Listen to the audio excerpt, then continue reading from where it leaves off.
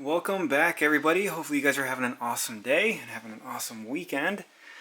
So the one thing that I do love about this snake is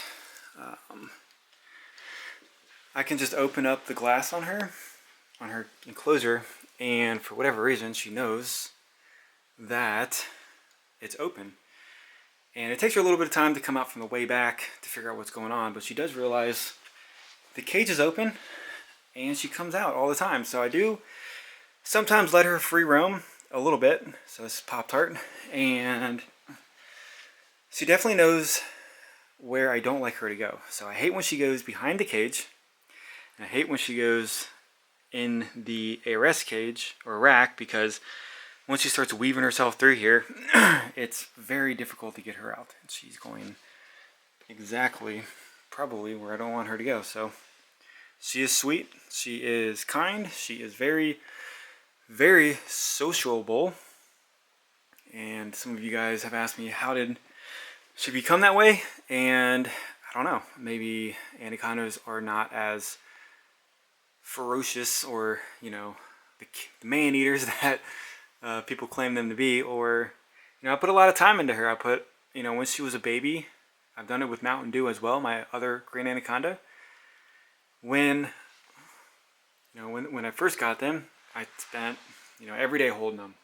Multiple times a week I interact with both of the snakes, and that may have been a good factor in their attitude. So I'll just keep an eye on her. Like, I don't mind her really, as long as she doesn't weave herself through here, it's fine. Once she starts to go back in that corner right there and back there is when I start to get a little bit worried. So this is her enclosure right here. A lot of you guys know that. If you're new to the channel, she is in a almost 9-foot cage, 3 feet wide, and it's about 2 feet tall. So the door is not the 2 feet tall, but from top to the bottom, that's the 2-foot mark right there. She does have radiant heat panel, yard mulch, a water source, and then over here she's just got a bunch of dry land and sticks and stuff like that she can kind of hide in. So one thing that I do notice about anacondas, and it is kind of weird to me, and we all know the internet is not the nicest place. If you put yourself out there in a public forum or public anything, you're going to get a bunch of haters, you're going to get a bunch of negativity, and it's just going to happen. I get a lot of hate on this channel. I get a lot of negativity. Not so much on Instagram, not so much on Facebook, but definitely on YouTube. So, but it's not about me.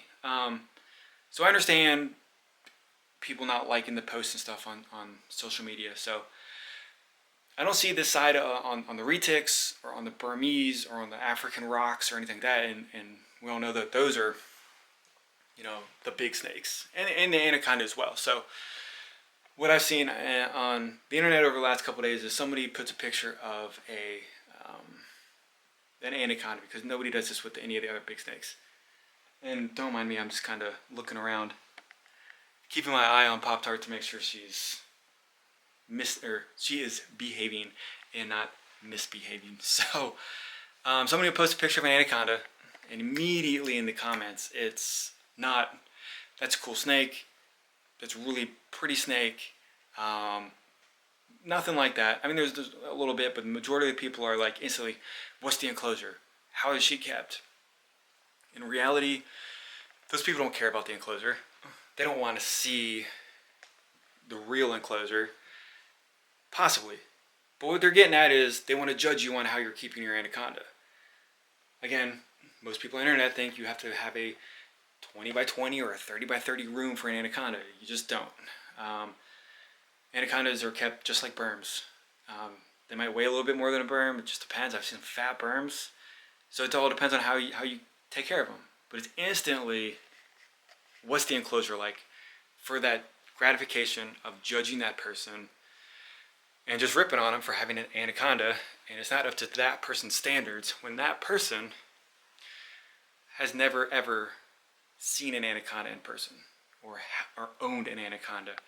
They just want to judge you because of what they've seen in movies or seen on Google or seen on all this other bogus stuff. And, you know, it just sucks. So the new people, or not really new people, but people that want to show off their animals, don't show off the good big snakes because they get judged by people who think they know more than another person when they don't even own that species and they have no idea what's going on with them. And all reality, Pop-Tart could very easily thrive and survive in that cage right there. You know, she will coil up in this half, and if she only wanted to go into that half to get water, that's all she would do, and she would stay in that little area all the time. Most of the time when I come in here, she's either pooping in the water or she's in one of these back corners all coiled up. And then, you know, when I'm around, I turn the light on and I open the door is when she wants to come out. So she is definitely cruising right around the area where I don't want her to go. But anyways, that's just a rant. Sorry about that. It just bothers me that people are, you know, I just don't like, I like to see different stuff. I like to see the big snakes. I like to see retics and berms and rocks and a whole bunch of other crazy stuff that people own, but they don't post them because the second somebody posts something on the internet, it's instantly, oh, well, my my evening is now ruined because she made herself a little bit back past the point of no return, and I don't want to yank on her because you guys know I have a good bond with her, and if I start tugging on her and pulling on her, I don't want to ruin that. So I'll just let her do her thing. So we probably won't see Pop-Tart for the rest of the show, or the event. And then I open this up just a little bit, and here comes the pastel. So I kind of, she misled me. I misled some of you guys on Instagram, so my apologies. I was weighing a lot of these snakes, not for any real reason, but just to weigh them, just for the fun of it and see what was going on. So a little bit over a year, I put her on the scale, and she shed out. Beautiful shed. She weighed like 620 something grams. I was like, cool, you know, let's get over that 1,000 gram mark, into the 12s, 1500s by next year. We'll be good to go on the breeding. And then the next day after I did that, she pooped massive, like big old poop. And so I put her on the scale again, and she was only down to like 605. So big time weight loss. So I will be feeding all of the ball pythons again here shortly, tonight or tomorrow. And hold on a second. Okay, so I tried to get Pop-Tart out, and she's not coming out. So I'm just going to go through here real quick, fill up some water, and just show you guys what's going on with some of these snakes.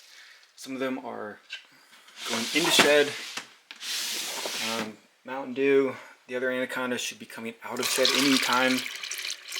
Hopefully by Monday. The berm is in shed right now. I'm cleaning out her enclosure. She had an issue. I'm just checking water. This is VPI Aztec. We all know about her. She still has an attitude. Still trying to get her a little bit better on a lot of stuff. So, Suriname, Redtail. This girl is a fighter. She's been with me for a while. Kind of came with a bad past. So, I always monitor when I do feed live. She was fed live. Very young and has some war wounds, but she's doing a little bit better. I do try to feed her a small rat every week, and then we can see that she shed out very nice colors, very nice patterns on her. I'm trying to bump her weight up. She does look a little thin at the top, but then she's kind of bulgy down the sides, so it's kind of throwing me off a little bit. But she's healthy. She does have some scarring on the top of her head, but other than that, she's very, very sweet. Let's see. Okay, the VPI Aztec. She's probably one of my favorite boas right now. It changes every day. This girl's in shed. IMG, hypo, motley, jungle, whole bunch of stuff. So she's looking good. The Hypo Jungle is back in the shed. So I was talking to a buddy of mine, and I was just like, I got a 2019 boa who does not seem to be growing, but after about every 3 to 4 meals, and I do feed her, I try to feed her weekly. She's on rats or weans, and then every 3 to 4 meals she sheds. So he kind of let me know that maybe it's a thyroid issue. I don't know. It's just interesting that the consistent shedding, sometimes when they do have issues, they do shed. I mean, obviously that's not something that will. So she's in shed, VPI IMG. I do need to spray her enclosure down to boost the humidity so she's not in her water dish. But the thyroid thing, I know when humans have thyroid issues, I think it makes them gain weight. I'm not a doctor, but that's just what I've heard. So I don't know, but I know it's not something that's spreadable. So that's the main thing. She's healthy. She looks good. She eats phenomenal. Like I said, every couple, she eats for me every week. So I'm just keeping an eye on her, making sure that everything is okay with her. Maybe she's growing. I just don't see it because I see her every day. There's a Guyana Redtail. Beautiful. She's growing finally. And she's a 2007, which is crazy on how tiny she is. I really think she's not going to be that big of a snake because of what happened when she was a baby and all that stuff. So, Moonglow in shed. Super excited to see her shed out. Her colors will be changing as well. So the colors do change on the Moonglows, the Snows, and the IMG stuff, which is awesome. So if you guys want to get boas that get lighter, get darker, get brighter, those are all good options for you. This dude right here needs to grow more and more. And then the Argentine, which we're not going to look at now. The Argentines do change colors from a nice gray to darkish, which is awesome as well. So that's really it on the boas over here. I don't know what this dude's doing. But it's a banana clown, and the bananas have black speckles and spots all over them. No, they're not mites. They're not bugs. They're just natural black speckling on the bananas. So I've put pictures and videos of her up, and people are like, that thing's covered in mites, and it's like, no, it's not. That's just what they are. Superfly clown, she should be shedding out soon. Fire Enchi, leopard, yellow belly, pied, she should be shedding out soon. She's in blue, you can see that pretty easily. And I don't know, who else do we want to check out? I think that's it. So, I've been killing your guys' time. I appreciate you guys watching the videos. And then we're going to do an update on the Burmese over here when I get her enclosure set up. And then when she sheds, I'll show you guys. I'm really excited because she's finally growing more and more, which is awesome. And then Mountain Dew is shedding. The Anacondas really only shed, for the both of them, I know you guys hear me say this all the time, but they really only shed 2 or 3 times a year.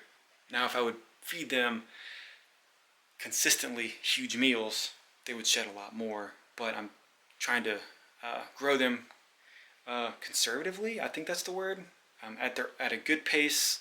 I don't want them to get too fatty too fast, and then have something fail in their system. So that's just about it. I think everybody's doing pretty well. Clean up the room just a little bit, but it's, having carpet with bedding, you're never done cleaning snakes, and you guys know that who own them. So I'll end that here. Hopefully you guys enjoy the weekend. Appreciate the support, and I'll see you guys on the next video.